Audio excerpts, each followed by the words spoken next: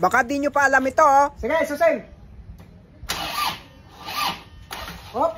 Ayan po, ano, hindi niya mapaandar. Kaya ito po, ang purpose po dito kapag po nalubatan ng battery, kung halimbawa, dahil sa music o merong naka-charge. Ito, mas maganda po itong sinasama sa biyahe. Maliit lamang po ito. Para dito natin makikita, ano. Pakita ko sa inyo kung gaano ito ka-effective. Halos di po ako makapaniwala kung ano po ang kaya nito. Siyempre itong pula positive. I-series lang po natin. Gaya nga nang nakikita ninyo, maliit lamang po siya nga power bank. Tapos kaya niyang paandarin po itong sasakyan na hindi kayang paandarin ng battery. Saka testing natin. Sige, no. Ayun. Diba? Yan po ang kaya ng maliit na power bank na to, na para mag power bank lamang po na cellphone. Yan po kung gaano ito. Ganun po kung gaano po ito ka-install. Diba? Dahil lang po dito marami po akong natulungan sa daan kapag ako'y nagbiyahe.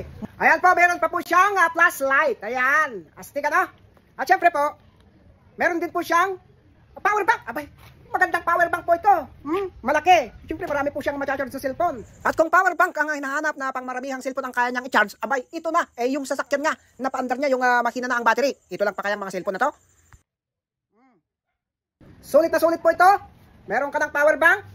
Meron ka pang series dito sa sasakyan kapag nalubatan ng battery. Kung sa baba ng video kayo mag-order po nito, murang-mura. Pero kapag pumunta po kayo sa iba, huwag niyo po akong sisisihin kapag nakita niyo yung mahal.